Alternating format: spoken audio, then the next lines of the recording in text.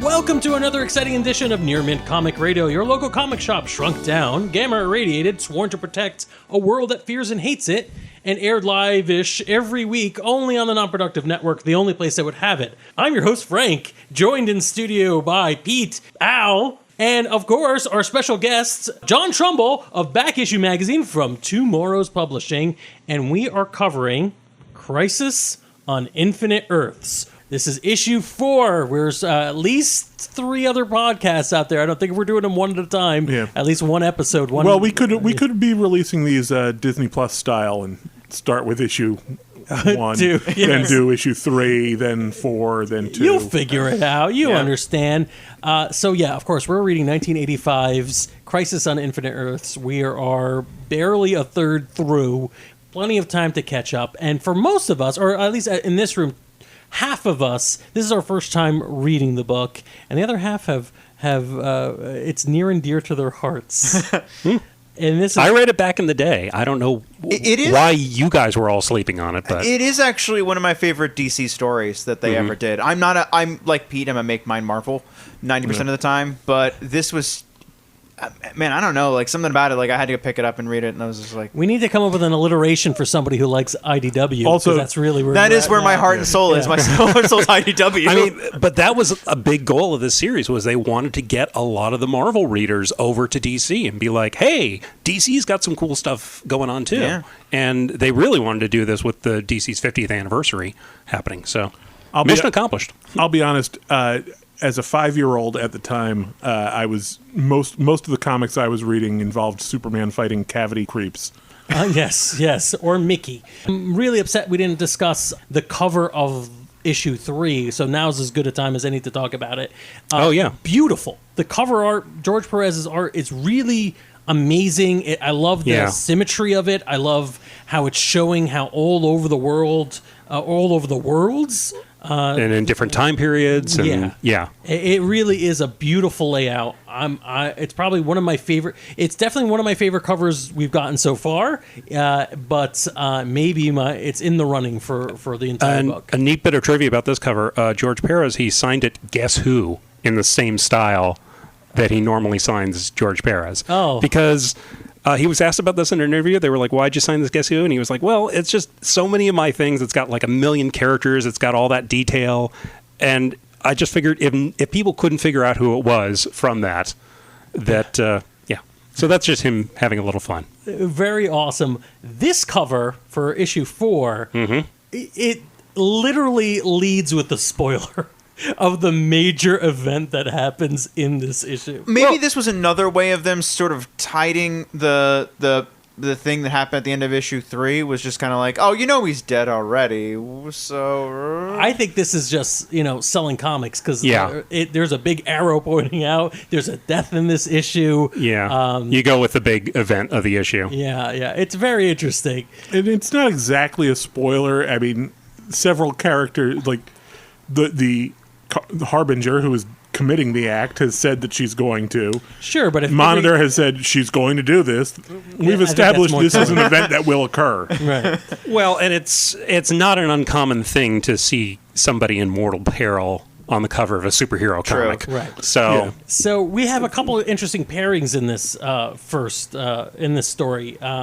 We have Batgirl and Supergirl. This is, I think, the original Supergirl, right? Yes. This Superman's cousin. Superman's cousin coming out to speak to Barbara Gordon, Batgirl, about the end of the world that seems to be literally on the horizon. And is this Earth 2? No, this is Earth 1. This is Earth 1. There's no Batgirl or Supergirl on Earth 2. Yeah. They had Power Girl and the Huntress instead. Ah. And it's an interesting crisis of faith in this first story. I see what you did there. So Batgirl is definitely debating whether or not she's really going to do anything when the universe is coming to an end. She is just, and she's not having a good day. And a very strange look on Supergirl with the whole bandana. I was going to say the real bravery is the bandana. Yeah. Well, I mean that was supposed to be like a tie into her Kryptonian heritage because all the males had the headbands back in the Silver and actually going back to the Golden Age, the Golden, Silver Age, and Bronze Age, right up until John Byrne revamped the Superman mythos. That was the thing. The ladies didn't wear them, but for some reason Supergirl did. But it just gives her a cheerleader look. Yeah, it looks a little odd in this, but it's interesting to see these two characters, this other side of the world's finest, come to terms with this, and seeing Supergirl being hopeful. Like, not even hopeful. That's too much. Determined. Yeah. Yes. Yeah. She's gonna keep fighting no matter what. Because that's what she's meant to do. Like that's what she feels she wants to do. Yeah, she's supposed to help people. She's supposed to inspire people. To backtrack a minute, like one other thing about her costume, I believe part of the reason her costume was revised was because they had the Supergirl movie in the works with Helen Slater, and her costume.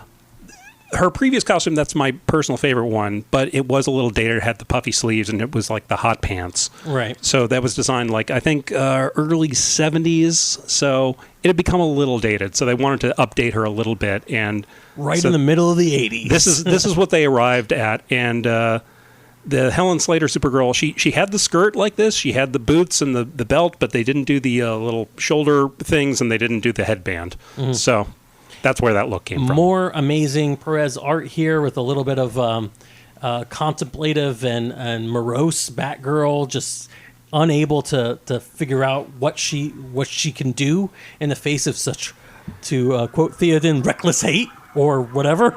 It's an amazing part of the entire series. I think it grounds things in a really genuine way, because you have one of the sort of street level heroes just sort of sitting there like, just it's so big, how do you wrap your head around it? And I think the two characters handle it very well and converse rather well. And I love the dialogue where she's just kind of like, man, she's right, like all this is happening and all these people, and all I can do is think about myself. Mm-hmm. But like it's hard not to. Like you don't falter for it at all. Yeah. But like you get why she's having all of this existentialism and everything about it, and finding herself like, man, I should do something. I do hate that she feels so bad. Like I feel bad for her. Yeah. Oh, yeah. It's like, don't stop beating yourself up. What are you going to do, really? Yeah, exactly. Mm-hmm. Yeah. And just like this is another, just like the other issues, this is another Spielberg moment where how do you get across the idea that this is a horrible threat to everyone? Well, have a hero be, depressed about it, hopeless about it. And then you feel like this is not just a written end of the world scenario that will wrap up at the end of the issue. This is a big deal. Speaking of which, can I bring something up? Sure. I'm another thing I'm confused about is I'm confused about the rate at which this is happening. Yeah, that's fair.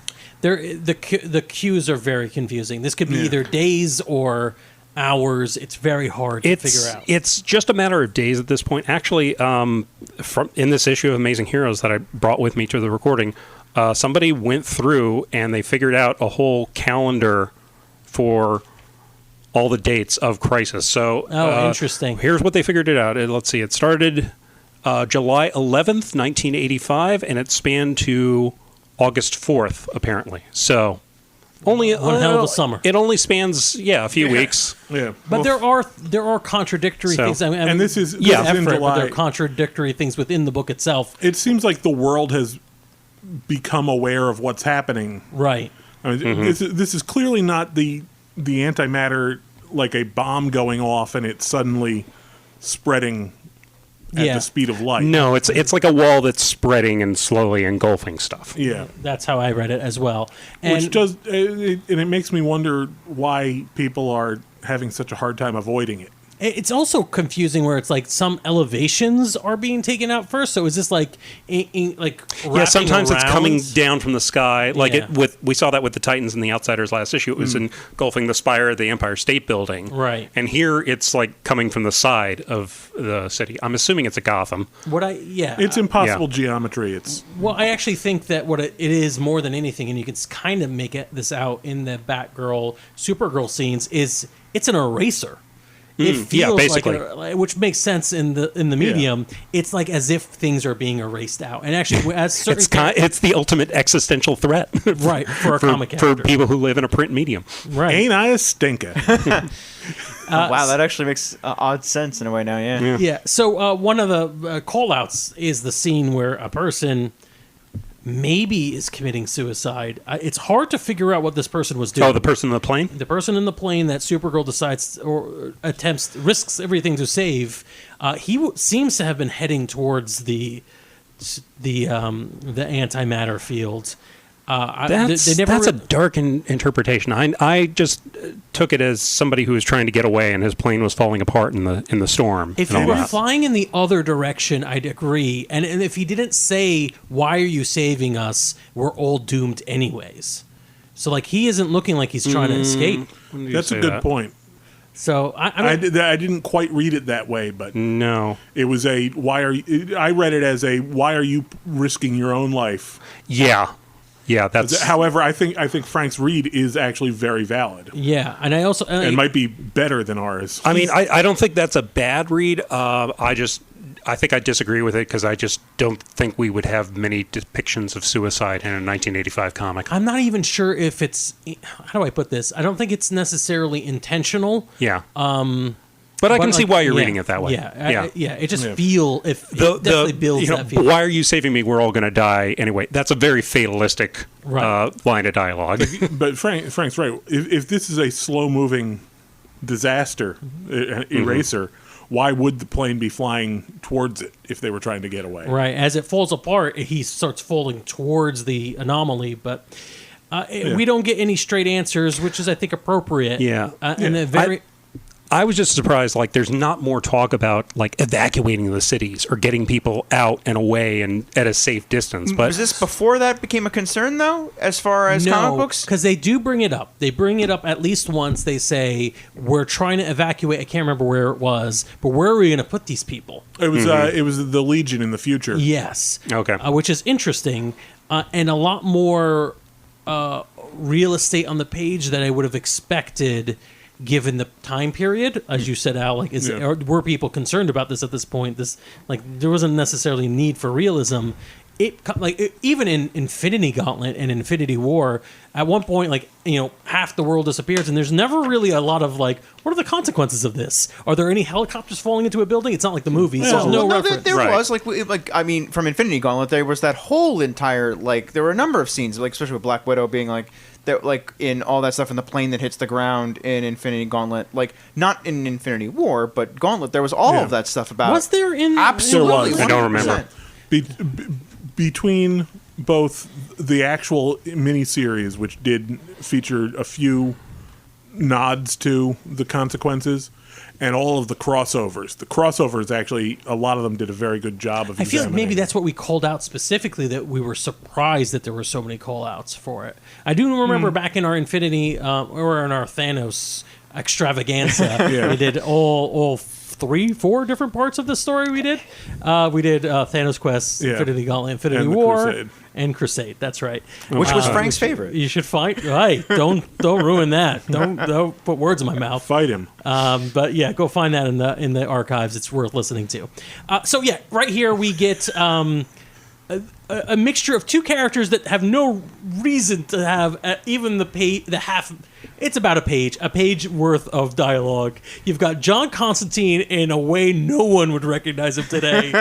This was like his second or third appearance. Yeah. So even his power is I know many things. And there's no further explanation of what he knows or who he's connected to or how he knows. I mean, I think at this point, probably all Marv Wolfman knew about him was he's this mysterious guy in Swamp Thing, and he wrote John Constantine not unlike how he was writing, say, Baron Winters in Night Force or something like that. He was this mystical guy, and he's not the blue collar guy that Alan Moore was writing over in Swamp Thing. I mean, George Perez. George Perez makes him look very aristocratic, and he's like a natty dresser, and he's got the tie pin and the button-down collar and all that, and it's just you're like, really, that's John Constantine. Okay. I had to go over these panels several times trying to make sure. Who's who? Did they switch the word balloons? Yeah, the grizzled guy is in fact Steve Dayton, who Mento. Yeah, Mento from the old Doom Patrol, who is Changeling's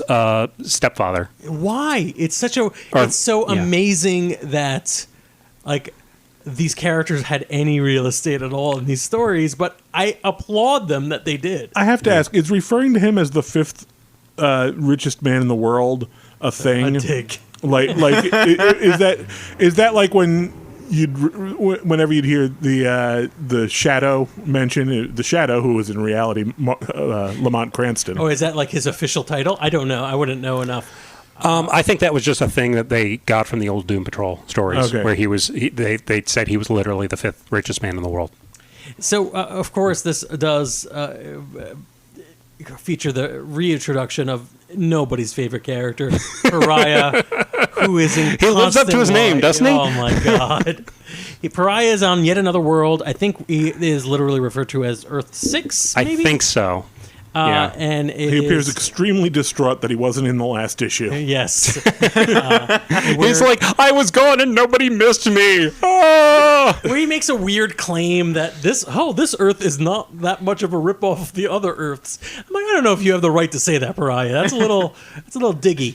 Well, it's more futuristic, and yeah. We've got I can't even remember the names, like Lord Volt, who has electrical powers, and his wife Lady Quark. Lady Quark, thank you, and then their daughter who has plant powers. Who I believe and didn't get a weird name. Didn't get a name, but is referred to, I think, in comics maybe eventually as Lady Vera.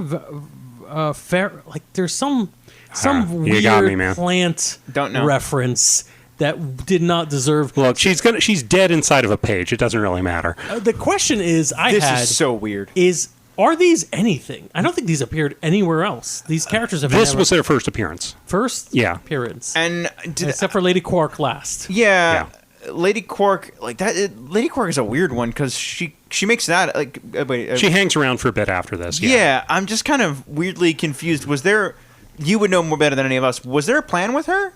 Because it seems really strange for her to be zoinked out of here and become a character. I think the rationale here was they probably I think they said to themselves, we should see an Earth that we've never seen before getting destroyed. Okay, so it's the joke we had at the start of the last episode we recorded, the crisis on a couple of Earths. Right. This is establishing, no, there's a lot more going on, but we're not going to show you everyone. Right. So this is kind of just representative of all the Earths that we haven't seen before that are getting destroyed. And also, one of the things that Marv Wolfman really wanted to do with the series was introduce some new characters to the DC universe and freshen it up, and also add a little more diversity to the DC universe. And we see that with Lady Quark, who's a lady. Mm-hmm. I know. With the short haircut. Yes. Wow, she was modeled after Annie Lennox. Holy crap. Like a Eurythmics era Annie Lennox. And then we also see that with the character they're introducing next, the new Dr. Light. So... Mm-hmm. So that was where they were coming from there. Another random thing about the Lady Dr. Light. Did Monitor create her? Is that where she came from? Yeah, we're going to get into that in a minute. And okay. Yes, it's complicated, yeah. Or at least he knew that the elements would assemble in such a way as she would be created. Yeah.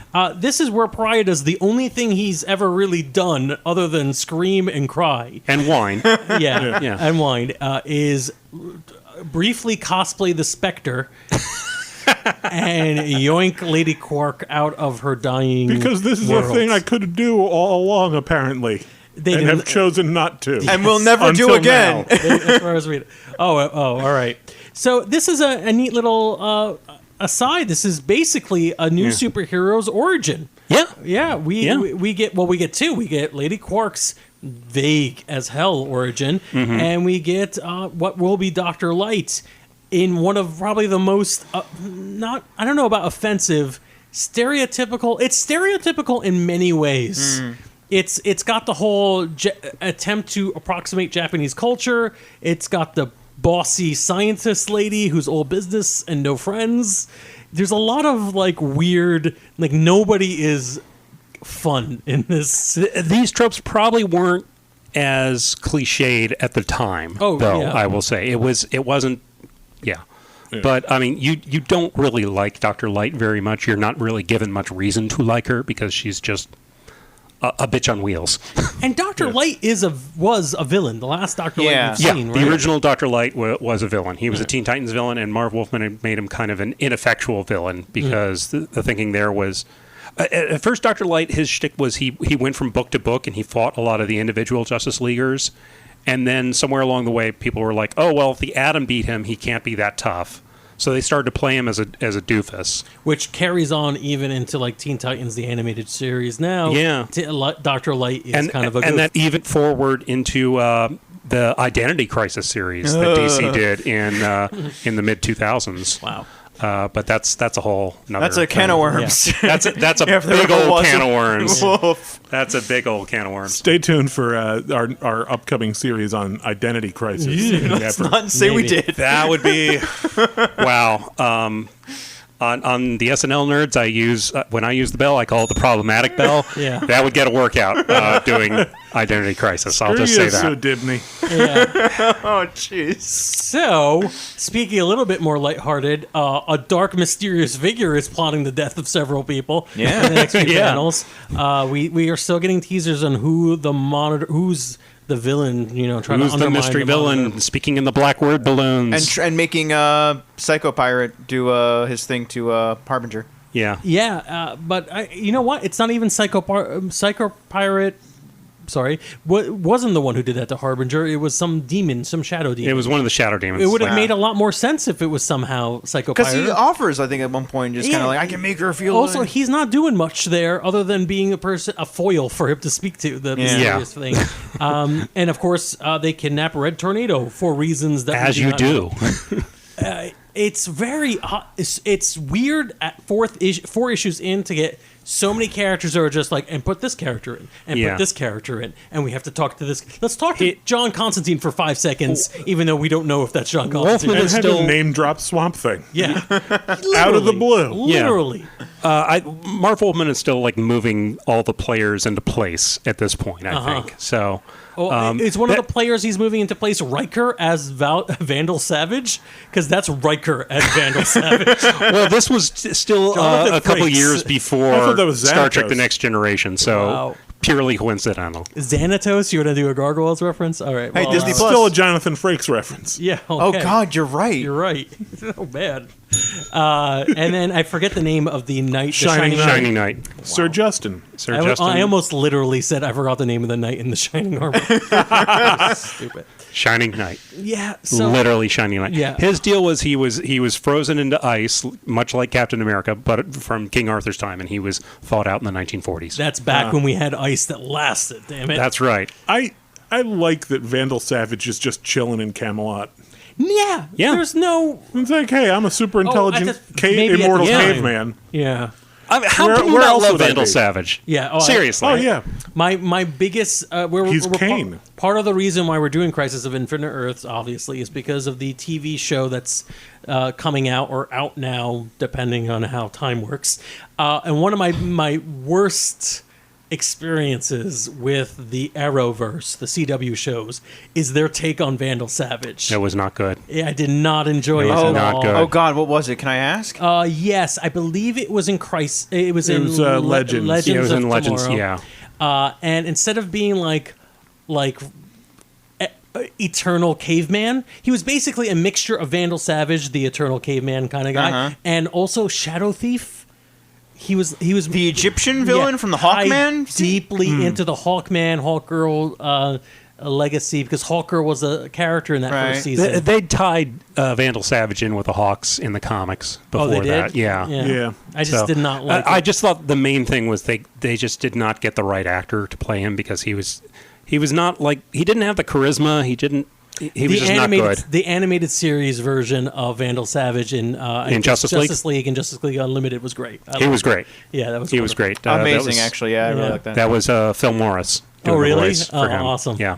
So yeah, this is a little snippet of another tower, more of our heroes, some of the people who haven't showed up in the first issue or second issue, and more fighting the shadow demons. And I guess stakes have finally these shadow demons, these putties, as I would have referred to them in the past. There's these villains that don't mean anything. Yeah. Cannon fodder.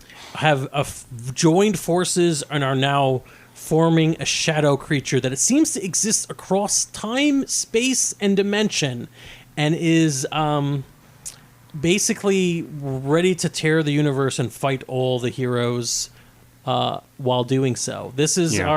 this almost feels like we've reached climax point. I know we quite haven't, but it gives you the impression, because at the end of the story arc, despite some weird misleads from Dr. Light and some finding out that Superman speaks fluent Japanese, and just didn't bother trying to stop anybody from attacking her. Yes, and Katana just being very catty about, hello, everyone, forgot I speak Japanese. I'm like, you could just say I understand what she's saying. You don't have to be snarky about it. I think Marv Wolfman forgot that she speaks Japanese for a couple panels there. I would 100% forgot that. Then he gets to that page and he's like, "Oh crap! George drew a Japanese woman in here. I should probably address that." I forgot she's there.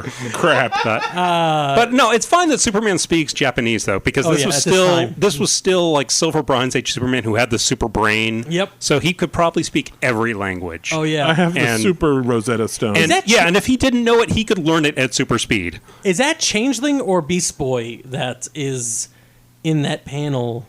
That the Green Bird? The Green Bird. That he was called Changeling at this point, but Changeling and Beast Boy are one and the same. I had if I knew that, I forgot it. Yeah. I feel like I didn't. Now that I'm saying it out loud, I knew it. He was called Beast Boy in the Silver Age. When they did the new Teen Titans, he changed his code name to Changeling, and then when they did the Titans cartoon, he went back to Beast Boy. He went back to Beast Boy because I guess they figured kids would understand that name better. Yeah. Interesting. They tried to age up most of the Teen Titans there and drop the boy. Well, he was like 16 at the time, so he was a bit younger because they were playing most of the other Titans as 18 or 19, so they were just barely teens. But still, he wouldn't want to be called boy anymore. That's fair. That makes sense. So we do like get Aqualad wanted to be Tempest. And we get all the briefest moments in Themyscira with Wonder Woman kind of dealing with her mom and the issues there, but the story wraps up with everyone's least favorite character, Pariah, and the Monitor. He's such a punching bag. He really is. He really is like the what did you call him? Oh god, I forgot his name. The Marvel character, Adam Warlock. The Adam Warlock of he's a sad sack, Adam Warlock. Well, Adam Warlock's kind of a sad sack, isn't he? Yeah, but he also succeeds in everything. Yeah, he does everything amazingly well, and everybody's just in awe of him. He's just really sad that he has to do it. This guy is just miserable, and people are either frightened of him, accuse him of being evil, or just ignore him as he disappears. Yep. Which is the right way to deal with Ryan. It's the right way to deal with Adam Warlock too. Yes. Yeah. Just ignore him until he disappears. I've led most of my life ignoring Adam Warlock. I think that's the way most of us should live our lives. Wow. Do not speak ill of him. Ugh. So yeah, we basically have Monitor and Pariah kind of talking about. Well, the Monitor confesses that he's the reason Pariah is being tortured. That I was. Or he's the reason that Pariah lived anyway. Yes. Yeah. He's experienced the torture of living. Yeah. But the unspoken thing is, I'm sorry if this has inconvenienced you personally, but you're instrumental in saving the damn universe. If I just had a thought. If Pariah and the Silver Surfer met, which one do you think would whine more? Oh man, I think it's Pariah. Yeah? Because Silver Surfer has some things he has done other than whine. Pariah has only whined, even in the one act he did, which might be considered other, which would be saving Lady Quark. Oh God, I'm sorry. I have to try and save myself a little bit. Yeah, literally. It was like, this will ease my suffering a bit. That's how he framed it. Screw him. If Pariah had a surfboard, would you like him better? No. If he was heading in the other direction, maybe. Okay. I don't know. Does he liquid metal morph into the surfboard?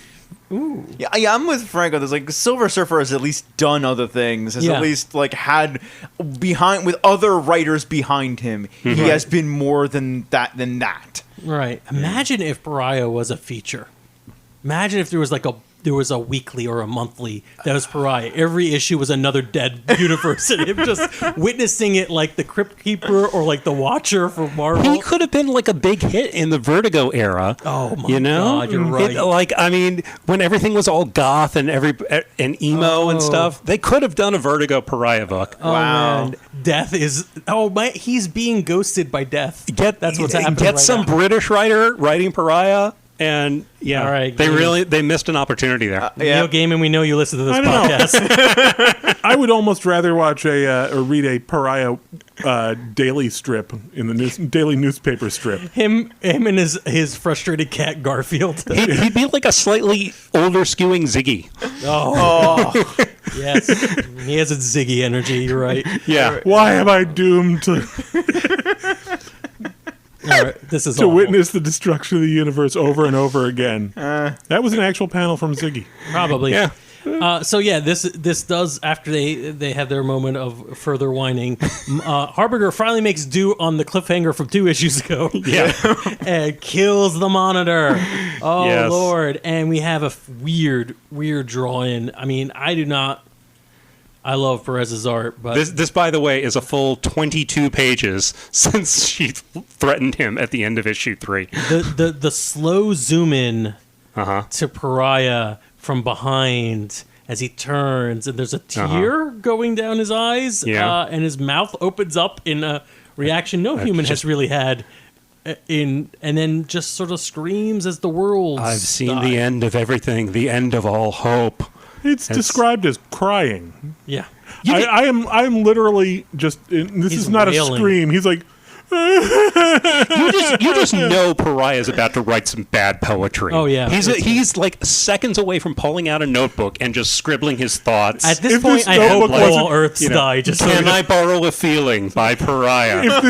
if only this notebook and pen weren't about to cease existing. If only my brought a pen, poet. if only my pen could cry the way I am crying. And he's gonna. If the world kept existing for another hour or two, he would find an open mic somewhere and just read his bad poetry. I want to apologize for people listening to the podcast who have heard the mics just like pin out for the last couple of minutes because we are very angry. Yeah, so this actually, although, making fun of Pariah aside, He's so much fun to mock. yes, this is the end of, it looks like the end of Earth 1 Yeah, it looks and like they 2. lose. Yeah.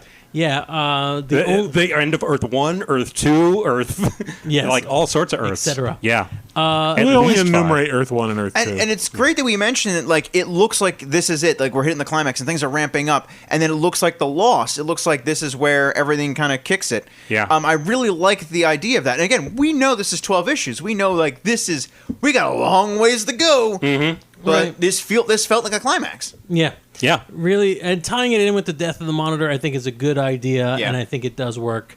But I'm very curious now that we're effectively, I think, out of the preamble, the Act 1. Yeah, I would say this is the end of Act 1, personally. I'm very curious to see where this story goes. Again, even knowing what the broad strokes are. Another interesting thing I have, a question I have, and maybe John can shed some light on this, is how much the average reader would have been aware that this was a 12-issue limited series at the time.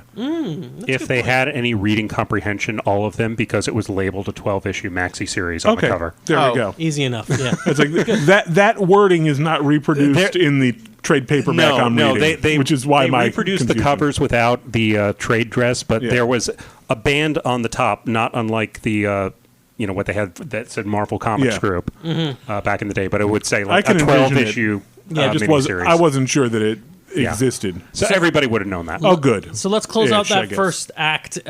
Strong points, highlights, anything that we want to call out that we maybe haven't. I think we went through this one a little closer than the last. I don't know. I feel like despite the fact that we've lost less worlds in this Yeah. one, we didn't lose Wild West World and we didn't lose World War II World, but I still feel like the stakes are higher here overall. My takeaway is I'm happy we got all the little shout outs to Swamp Thing. I don't think It's we one need. thought balloon. Yeah, no, I'm legitimately happy. I mean, Okay. as a reader at the time, I'd be like, "Oh, cool! This is something I know. This is Yeah. something I know. This really is spanning everything." I do feel like we've reached the end of that. Not too many more cameos, which is kind of what I'm afraid of for the CW version, where we keep talking about these major casting recalls. Is Kevin Conroy going to be like walking in, giving so many directions, and handing them a coffee, and then leaving? Like, I don't need to see that. I will say Kevin Conroy's got to have more than just a quick bit to do because he was shooting for at least a few days. I met him cool. at New York Comic Con this year. He was right smack dab in the middle of shooting that at the time. He will have a beard. Oh, because interesting. I commented on that. That was my first. I was like, Kevin, you got a beard. Do you have that for any sort of project right now? And he was like, yeah, I'm actually in the middle of shooting it. And he was flying back to Vancouver to finish shooting the show. So hopefully he will be in at least a couple scenes, if not a couple episodes. I have a feeling that Burt Ward is just going to be a quick cameo. Burt Ward, I believe, is walking his dog and getting a coffee. I could totally see that, and just in the colors. Because how active I hope are you he's going in the Robin costume, walking his dog and getting. He's in a red sweater. He's in coded colors for the costume, which I'm fine with. I'm fine with. It's a very Dick Grayson sweater. So, right. But that's a little bit like I'm okay. I'm been satisfied in this comic. I don't need to see too many more of those. Yeah. How about any of you? Do you have any particular call-outs you want to make? I still love the first scene. It's the reason why it's one of my favorite issues out of the series. It's just that opening scene with Batgirl and Supergirl. I just think it's one of the best moments out of the series. I really think so. I really like the characterization of it. Yeah, I really like it a lot. I'm not so. I do like the stakes of the saving the guy from the plane and whatnot, but something about just those two having that interaction just really resonated with me before. It still resonates now. Mm-hmm. I'm very frustrated with what we've gotten of Wonder Woman so far. That's fair. I mean, it seems like really, hardly any. Yeah. It seems really self-centered, and I question how much time she would spend trying to convince the Amazonians to help without her helping herself. Mm-hmm. Yeah. Okay, screw this. This is a lost cause. I'm getting out of here. Fair. And that's not even where they lead it. She's just whining about her relationship with her mother. At this point, it seems like it's just like we got to address Wonder Woman because she's here, and people will wonder. Yeah. How about you, Trumbull? Anything? I think just responding to what you just said about Wonder Woman, I think it was maybe she was a character who was maybe a little bit in flux because I know her book came to an end right around the end of Crisis 2, and they were getting ready to revamp her, and it actually would end up being George Perez who ended up revamping her. Is this the Powerless Wonder Woman revamp, or is this a different one? No, that was in the 60s. That was when Emma Peel was a thing. Yeah. So this was just this was like the mid 80s revamp when George Perez first took her over, and he paid a little more attention to Greek mythology. But I think it's neat that we're getting some new characters in there with Lady Quirk and Dr. Light. I'm not in love with either one of them yet at this point. But it's also nice we get some exposition from the Monitor, and we find out a little more what's going on. We don't still entirely know what's going on, but we have a vague idea. So I agree. I like to see the Monitor playing the mad thinker sort of. I'm 3 steps ahead. I'm playing 3-dimensional chess. I know this is all coming to a head. And we'll get some more exposition in the next issue. So, and you'll get some more exposition in the next episode. Thank you for listening. If you enjoyed this episode of Near Mint, please follow, and subscribe so you can get the latest in the podcatcher of your choice. Oh, and leave us a good review so more people find out about the show. Tune in next week as we go into episode 5 of Crisis on Infinite Earths. Good night, everybody. Bye. This has been a non-productive media presentation. Executive producer Frank Hablawi. This program and many others like it on the Non-Productive Network is distributed under a Creative Commons Attribution Non-Commercial No Derivatives license. Please share it, but ask before trying to change it or sell it. For more information, visit non-productive.com.